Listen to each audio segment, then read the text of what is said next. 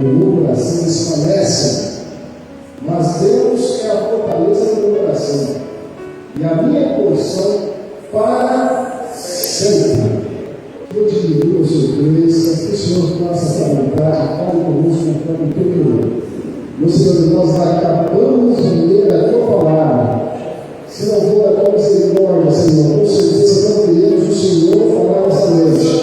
Mas eu creio, Senhor, que o Senhor tem uma palavra para os nossos corações. A fim de nos abençoar, o Senhor conhecer, eu quero nos levantar em tua presença para glorificar o teu nome, Senhor. Em nome de Jesus. Amém e amém. Posso assentar, irmãos? Queridos, nós vamos passar um pouquinho sobre esse capítulo é muito grande, mas eu gostaria de fazer uma exposição sobre o capítulo de 73 de Salmos, falar um pouquinho sobre Asaf e os dilemas da vida.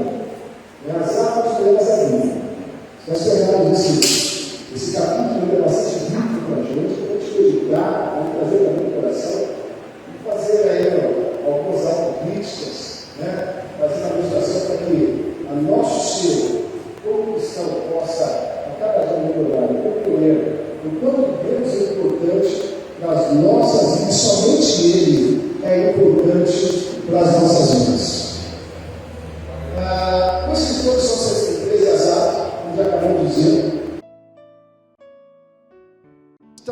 Ele foi encarregado de música na casa de Deus, e o rei Ezequias, em 2 Crônicas, no capítulo 29, versículo 30, ele apresenta Asaf como um profeta, um vidente. Logo então, meus queridos, Asaf tinha um currículo de invejar, né? Ele tinha um currículo de invejar. Era um levita e como salmista, ele escreveu os Salmos 50 e também do 73 até o 83. Logo então, era um cristão estruturado, um cristão que serviu no templo porque sabia o que estava fazendo. Asaf era um homem preparado para a função que Deus havia colocado nas mãos dele. Então, Asaf, meus queridos, era este homem. O rei Davi o nomeou como principal líder de adoração no lugar onde ficaria a arca em Jerusalém. 1 Crônicas 16, 4 e 5 nos fala sobre isso. Era líder de adoração na inauguração do templo de Salomão. Participou do grande momento em que a glória de Deus desceu sobre o templo e encheu toda a casa. Asaf estava lá. Este homem é um homem de Deus que escreveu os Salmos 73. É um homem que nós queríamos ser, né? Como nós gostaríamos de ver a glória de Deus descer sobre o templo e encher a casa, como fez lá na inauguração do templo de Salomão. Como nós gostaríamos de ser escolhido pelo rei para cuidar da arca, para poder servir ao lado da arca, para limpar a arca, para dar aquele capricho na arca. Como nós gostaríamos de ser escolhidos para ser um grande líder à frente de um grande coral que era autorizado por Deus para adorar a Ele no templo de Deus. Logo então, este era Asaf. E o Salmo 73 nos mostra um Asaf totalmente diferente. Um diferente dessa pessoa, me parece agora, meus queridos, que Asaf esqueceu tudo o que ele sabia, para poder então escrever esse salmo, revelando um sentimento que ele tinha, revelando o momento que ele passou, um momento de angústia, tristeza, um momento realmente de rebeldia contra Deus. Asaf passa e escreve aqui justamente para que ficasse na memória de Israel, ficasse na memória do seu povo, dos seus filhos, dos levitas, a fim de fazer conhecer que o homem é falho, o homem ele pode falhar, mas existe um Deus nos céus, que é aquele Deus que nos ajuda a se levantar, para com Ele então estar de bem com a vida, de bem com Ele, feliz, como diz Paulo à igreja de Romanos, termos paz com Deus, termos paz com Deus. E o Salmo 73 então mostra, né, o quanto o ser humano é falível, ainda que esse tenha um currículo invejável como o de Asaf diante de Deus.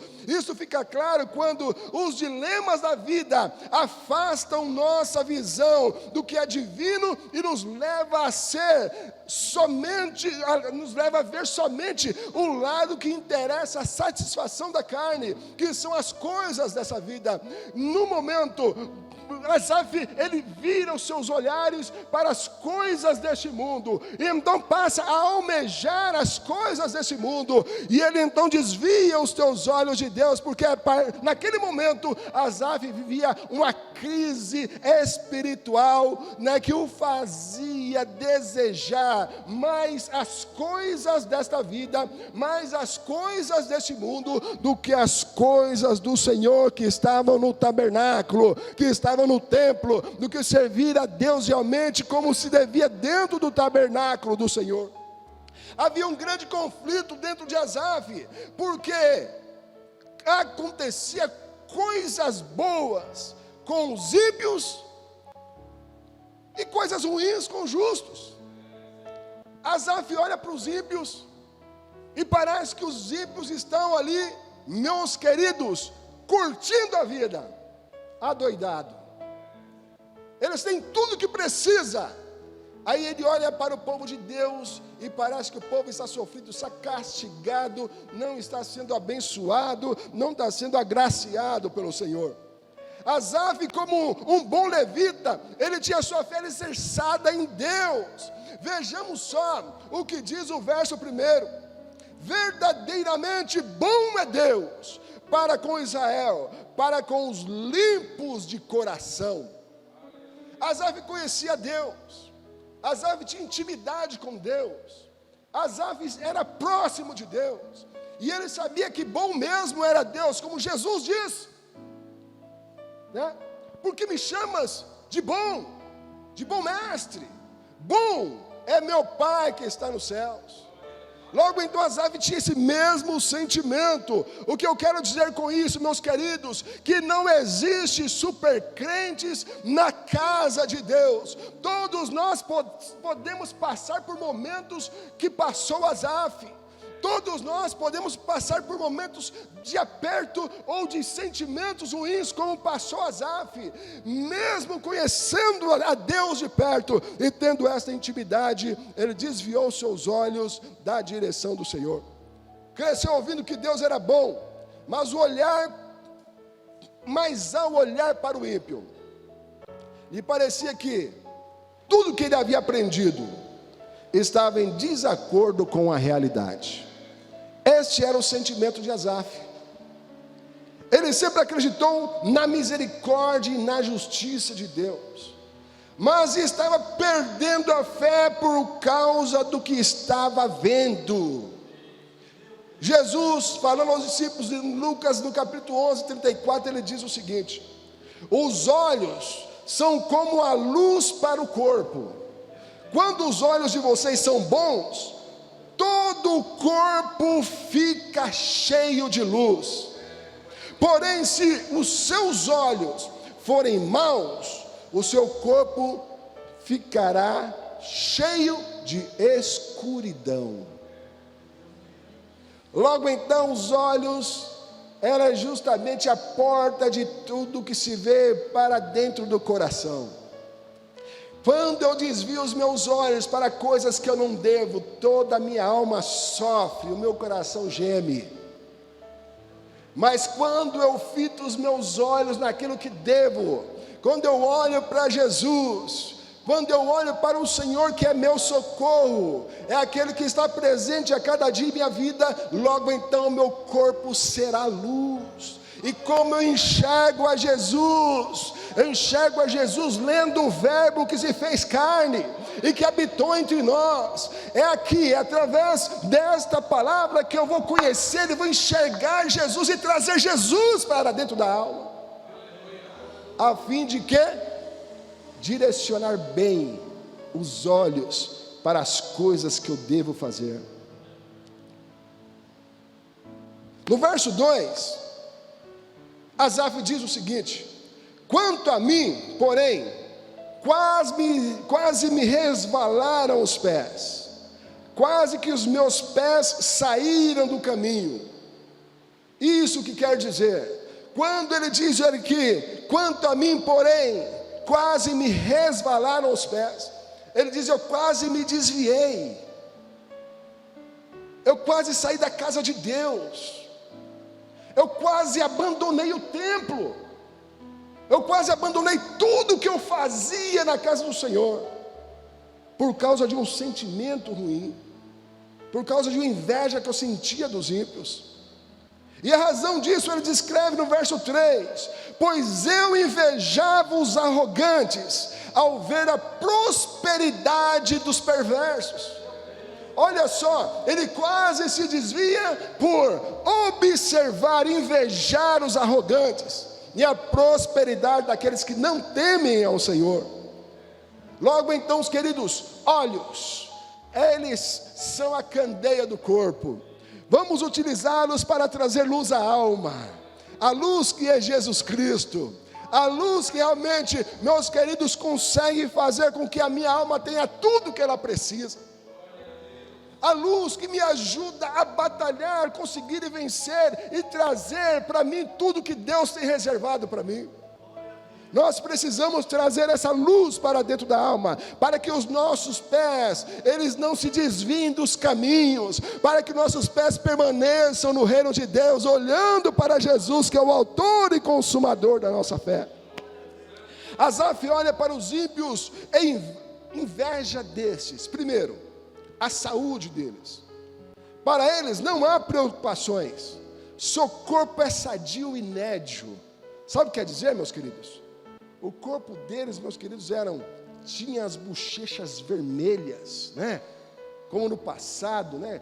Quando tinha as bochechas vermelhas, os pais ficavam felizes porque a criança tinha sangue, né, no rosto. A gente ficava, né, os pais enchiam a criança de comida para deixá-lo bem fofinho, porque aquilo ali era saúde. Então ele via isso nas pessoas. Nédio, meus queridos, é aquele saradão de academia, né? Aqueles fortões. Então Asaf olhava, de repente Asaf andava muito sentado no templo, olhava para eles e falava assim: por que eu não sou assim, né? Por que eu não sou assim? Não é verdade? De repente, se olhasse para eles também, ia falar: por que eu sou tão raquítico assim, né? Não podia ser um pouquinho mais. Então, olha que Asaf estava olhando para a saúde deles, estava olhando para o corpo deles, como eram sadios. Segundo, ele olhava para o trabalho dos ímpios. Eles tinham o trabalho dos sonhos. Olha o que diz: não partilham das canseiras dos mortais, nem são afligidos como os outros homens, no versículo 5. Logo então Asaf estava se lamentando: meu Deus, como eu queria ter um trabalho assim, como eu queria ter um serviço tão abençoado assim. O cara não faz nada e tem dinheiro, né? Tem dinheiro. O camarada parece que é o dia todo sem fazer nada, mas olha o carrão que ele está andando. Olha só as coisas que ele tem. Terceiro, o sucesso que tinham. Versículo 12, a parte B: e prosperavam no mundo, aumentavam em riquezas. Asaf olhava, ele não tinha que ter essa preocupação, ele era um levita. Ele tinha que viver do que o povo dava no templo. Ele não tinha que ter essa preocupação não, queridos. Asaf, ele tinha que viver de tudo que davam para eles. Mas não, ele estava preocupado com a riqueza do povo. Olha só, viaja o tempo todo. Uma hora tem Fernando de Noronha, outra hora tem Miami, outra hora está passeando pela Europa, né? Nós estamos trazendo para os dias de hoje, tá, irmãos? E eu aqui, não é verdade? De repente a gente não consegue nem trocar o nosso carro por aquele carro que tanto almejamos e tanto sonhamos. Mas os ímpios tinham, e ele então invejava isso dos ímpios. Esse sentimento, ele afastava Asaf de Deus. No verso 13 ele diz: Na verdade, que em vão tenho purificado meu coração, e lavei as minhas mãos na inocência, né? Olha, ele diz o seguinte: não adianta mais orar, eu oro e nada adianta, eu jejuo e nada acontece, em vão eu tenho purificado a minha alma, em vão eu tenho realmente, meus queridos, vivido em santidade para agradar a Deus. Asaf chega ao ponto de dizer: eu não vou parar de orar, não vou orar mais, não vou jejuar mais, não vou fazer mais nada para obedecer a Deus. Ele chegou ao ponto de ter esse sentimento dentro da sua alma. Por quê? Por causa da revolta que ele sentia em relação às coisas que ele via, em relação às coisas que ele enxergava. As coisas estavam patentes aos seus olhos, né?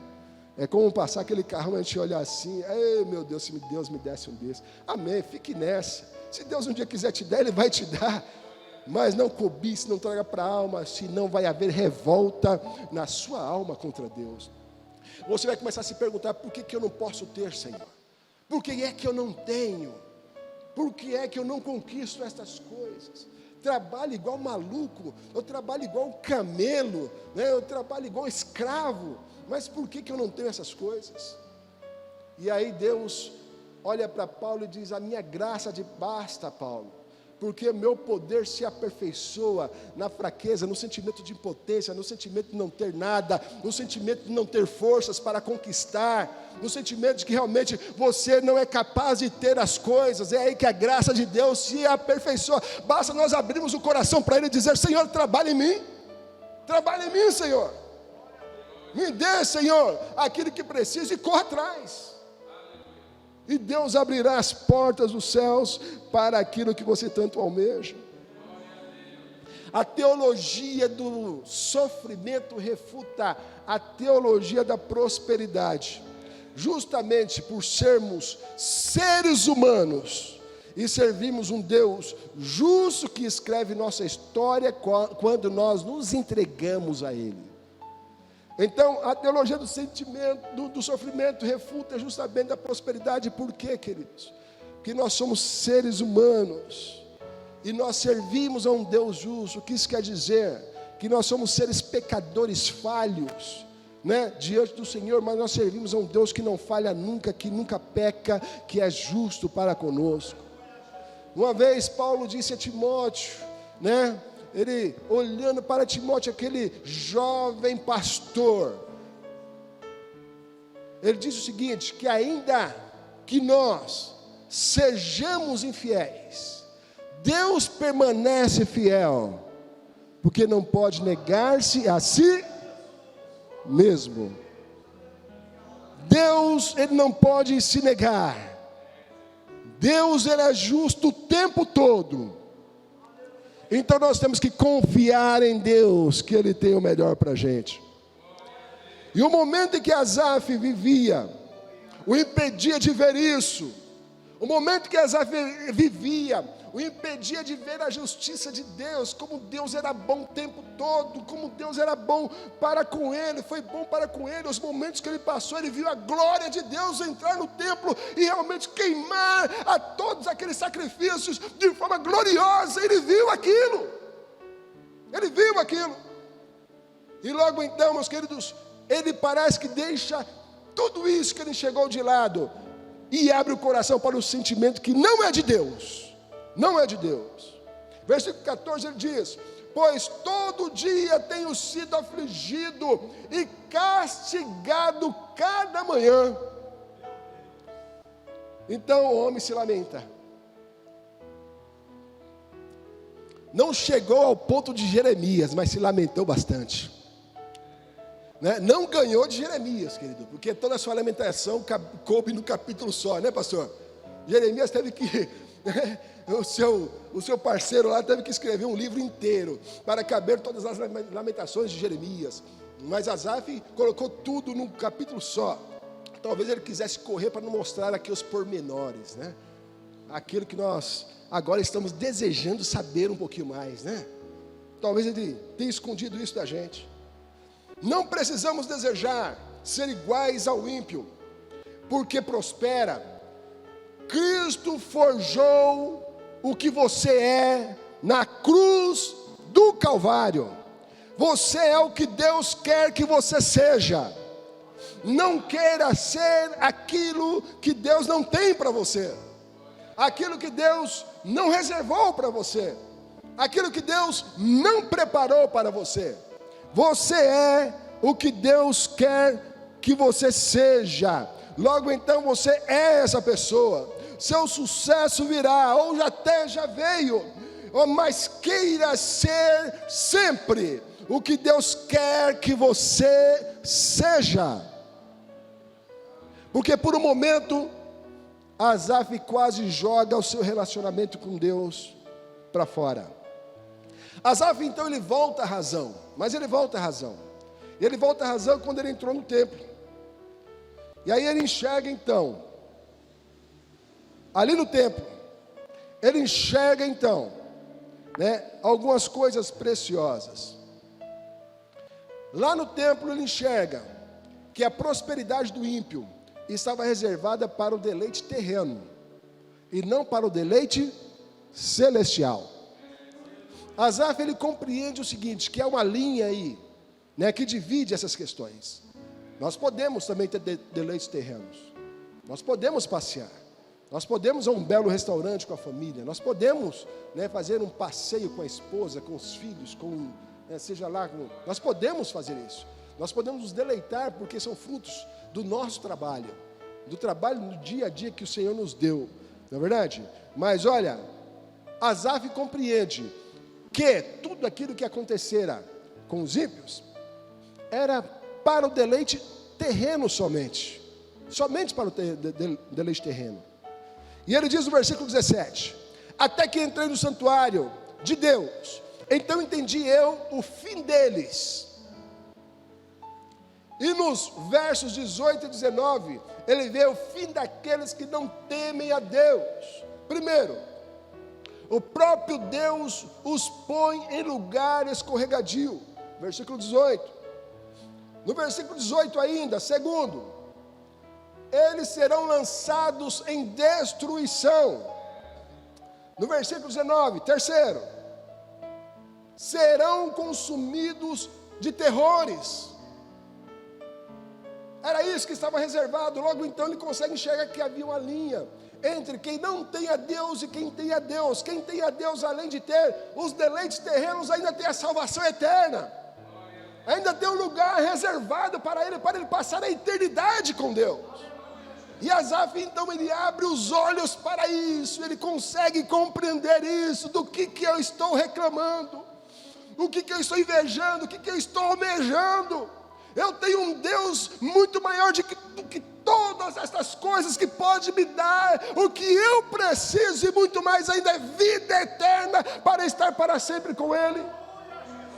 Logo então, meus queridos, era esse sentimento que volta então a rondar, realmente a encher o coração de Asaf, porque ele compreendeu aí, olha, eles são tudo isso, mas eles não têm uma coisa especial que eu tenho,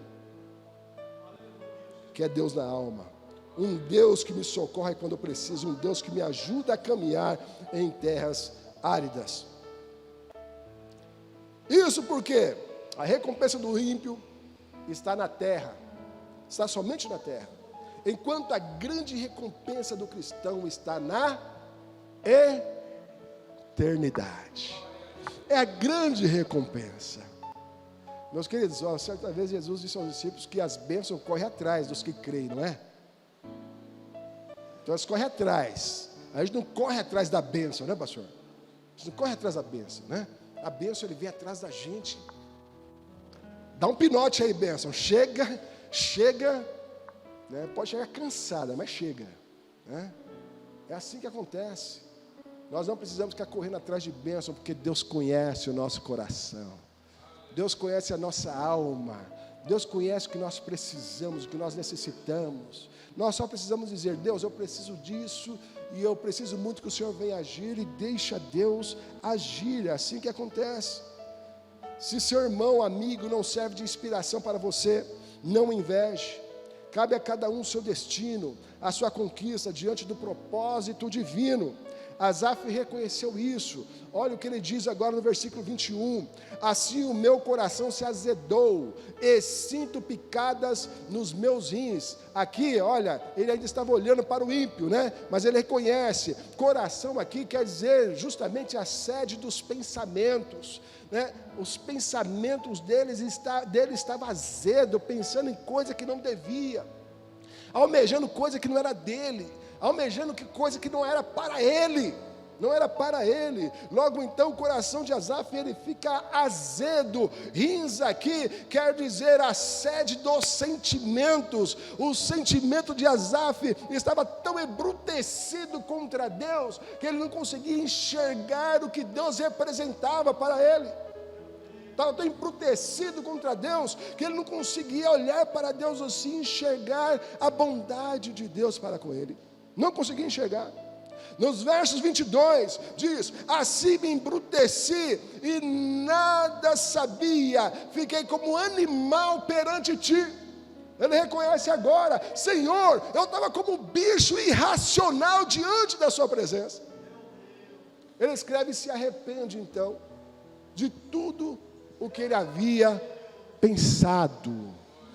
Mas presbítero, eu tenho que reconhecer os meus pensamentos errados e pedir perdão a Deus. Faça isso o mais rápido possível, meus queridos, porque é a única chance que você tem de se voltar à presença de Deus e a comunhão com Ele continuar intacta, abençoada e abençoadora em sua vida. É assim. É por isso que a todo momento nós temos que estar reconhecendo as nossas falhas e pecados. Nós somos seres humanos falíveis. Se Asaf, todo esse homem de Deus aqui, né? Olha, ele falhou dessa forma, né? Quem somos nós aqui nos dias de hoje, nesse século? Quem somos nós? Dizer que nós não vamos falhar de forma alguma nós falhamos. E a todo momento nós falhamos quando nós queremos pegar no pescoço do chefe. Nós falhamos quando nós queremos, pegar o vendedor da loja que te enganou. Nós falhamos em tantas situações e coisas, né? E que nós precisamos estar constantemente reparando, esse relacionamento, para que ele não se rompa, para que ele possa continuar intacto e abençoado, que é esse relacionamento para com Deus, o Deus Todo-Poderoso. Hebreus, no capítulo 3, 7 e 8, nos diz o seguinte, aquela frase que todo mundo conhece, né? Aquele jargão abençoador: porquanto, como diz o Espírito Santo, se ouvirdes hoje a sua voz, não endureçais os vossos corações, como na provocação no dia da tentação no deserto. Logo então, meus queridos, quando ouvir a voz de Deus, diz: fala, Senhor, que o teu servo ouve. Fala, Senhor, porque meu coração precisa de ti. A sede dos meus pensamentos precisam ser mudados, Senhor, como Paulo disse aos Romanos no capítulo 12, versículo 2. Ser transformado, minha mente precisa ser transformada por ti, Senhor. Fala, meu Deus, fala, Senhor, porque eu preciso desta proximidade contigo. Eu necessito dessa proximidade com o Senhor.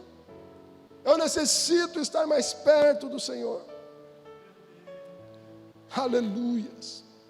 E quando o Senhor falar contigo, diga: eis-me aqui, a minha alma está aberta para que o Senhor quiser dizer.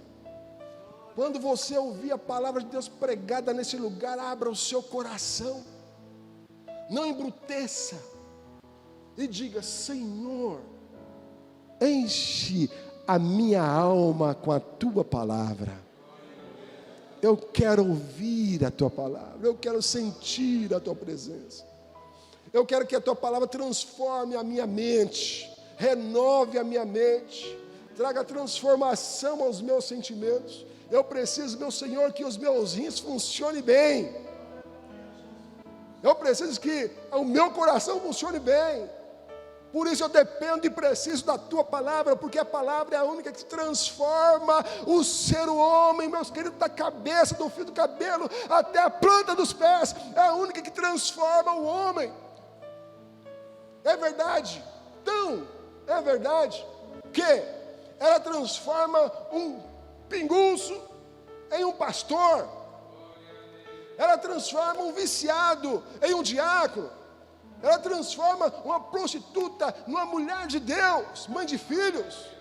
Ela transforma, sabe por quê? Porque a palavra de Deus é a única capaz de fazer isso, é a única poderosa, capaz de realmente preparar os nossos corações para ter um relacionamento com Deus de forma que realmente seja bom, aleluias, aleluias. E no versículo 23 então, Asaf diz: todavia estou de contínuo contigo, tu me sustentaste pela minha mão direita. Ele não caiu, porque ao entrar no templo ele disse: o que eu estou fazendo com a minha vida? Sempre que acontece alguma coisa lá em casa, eu sempre uso uma frase com a minha esposa: nós vamos orar porque nós precisamos de Deus, né? Então, qualquer problema, qualquer coisa que aconteça, olha, nós precisamos de Deus. Então nós vamos orar, nós vamos buscar a Deus, e Deus, Ele vai fazer o milagre que Ele quiser fazer. Eu estou nas mãos de Deus, você está nas mãos de Deus, e Deus vai fazer coisas grandes acontecerem. Deus vai fazer coisas grandes acontecerem. Deus não abandona um cristão que queira segui-lo, de forma alguma, queridos. Se eu quero seguir a Deus, Ele não me abandona. A confusão que possa existir em observar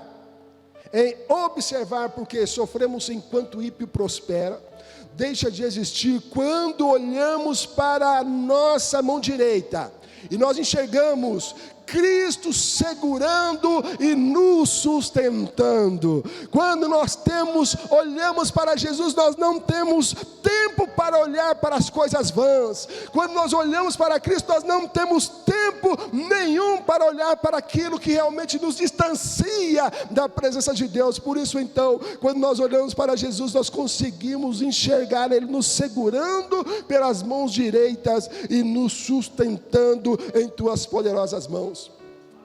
Não discuta com Deus dizendo: porque Ele consegue e eu não. Deus é a sua força para vencer e a sua herança para sempre.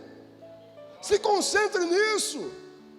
Deus é quem é a sua herança para vencer todas as coisas. Ele disse o seguinte: eis que estarei convosco todos os dias até a... É assim, creia, meus queridos. Nós não precisamos olhar para nada neste mundo, nada neste mundo. O salmista diz em Salmos 46, versículo 1: Deus é o nosso refúgio e nossa fortaleza, auxílio sempre presente na adversidade. Para a doutrina cristã, fortaleza é uma virtude otimista que consiste em derrotar o medo e fugir do receio. Isto é fortaleza para o cristão. É uma virtude otimista, né? É tão bom conversar com uma pessoa otimista, né?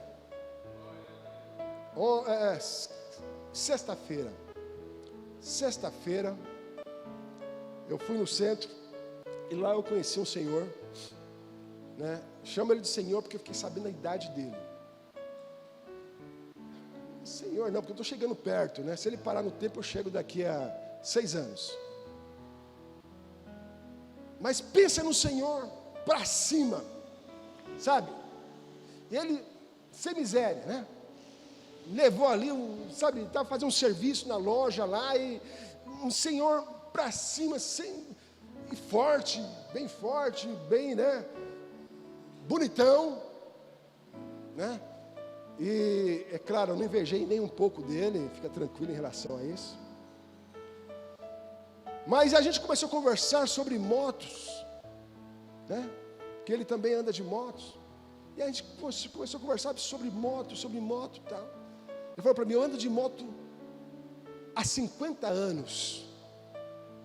Hã? Há 50 anos? Sim, eu comecei a andar de moto com 10 anos de idade. Aí eu descobri que ele tinha 60, porque para mim ele tinha uns 45, irmãos. Aos 45. Ele falou, não envelheço porque eu nunca estou para baixo. Eu não envelheço porque nada me aflige, nada me atinge. Eu estou sempre de bem com a vida. Ele falou para mim, poxa vida, né? Você ouvir isso de uma pessoa que não é cristã.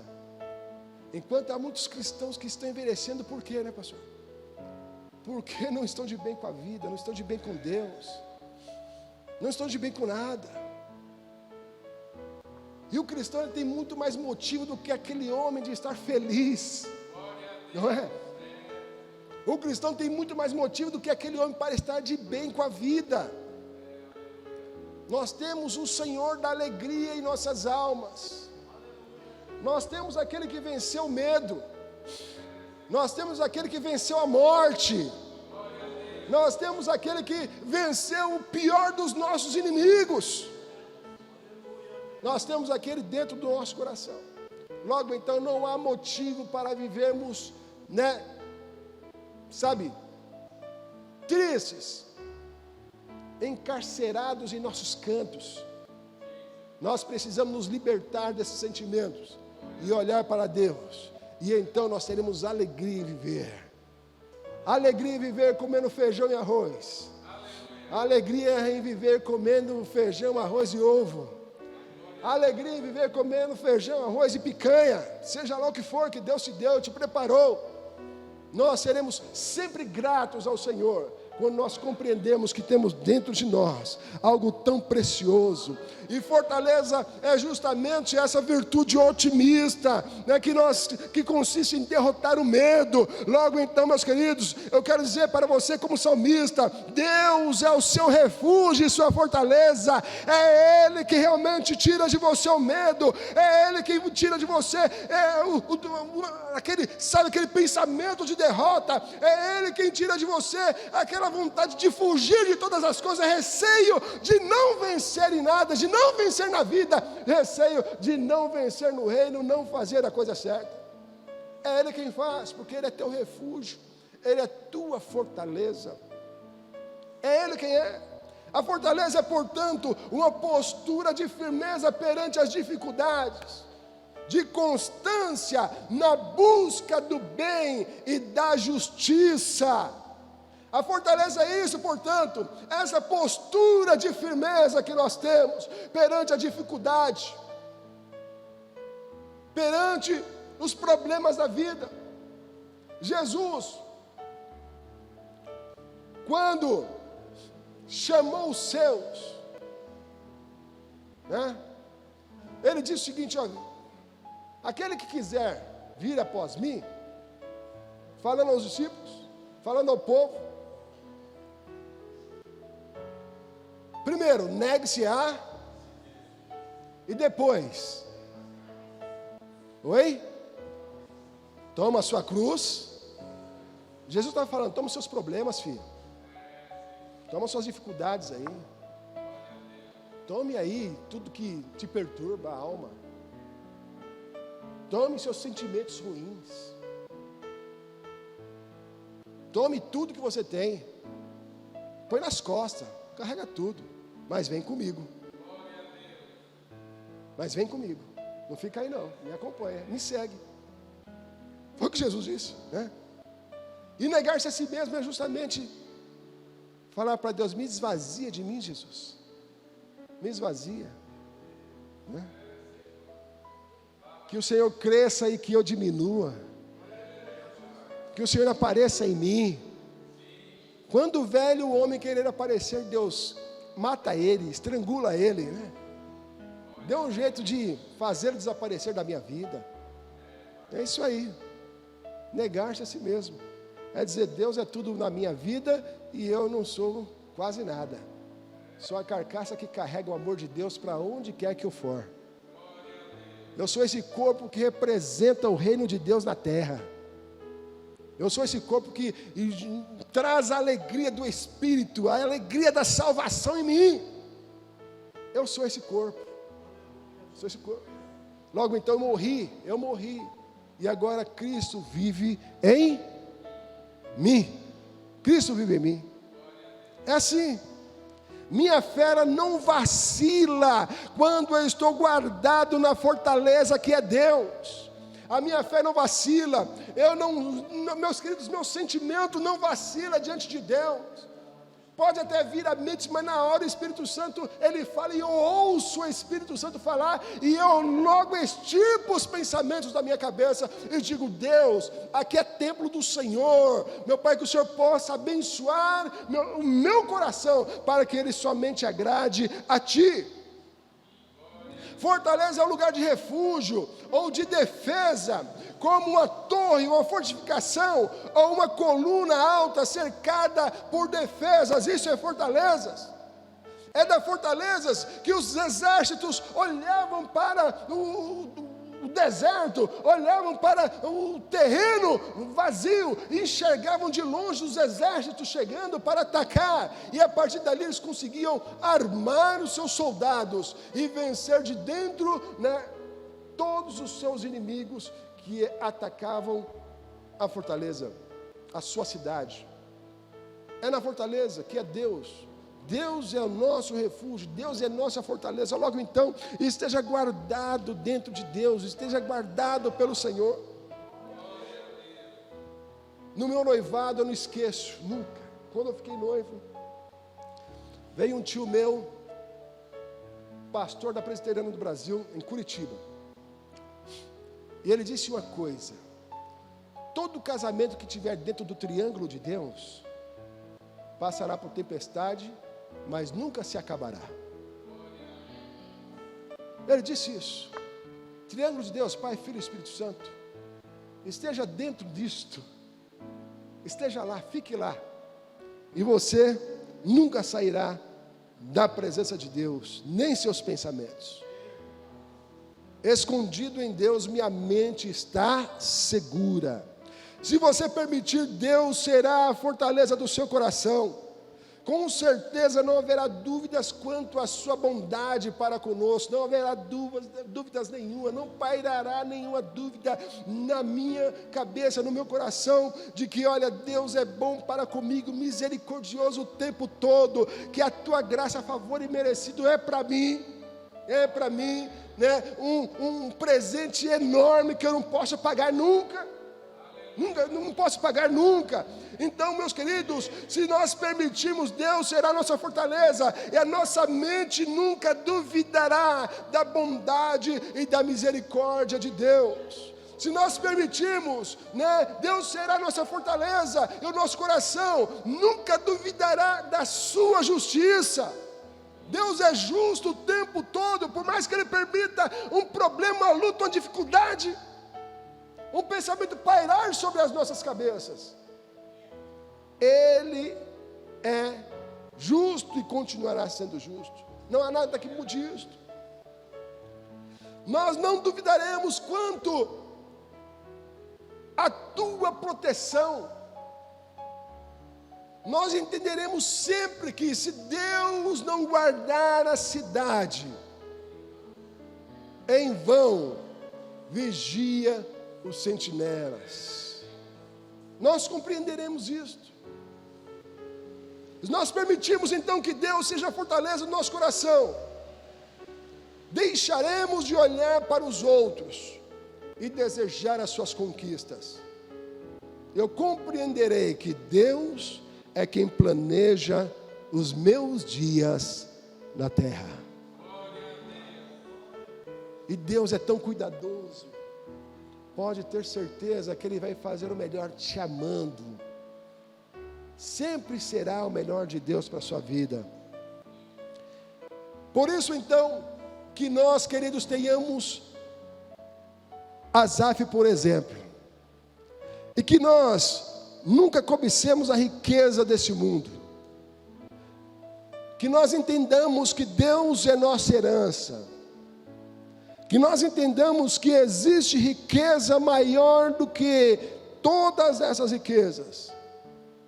Por exemplo, uma delas, Deus ser a nossa herança.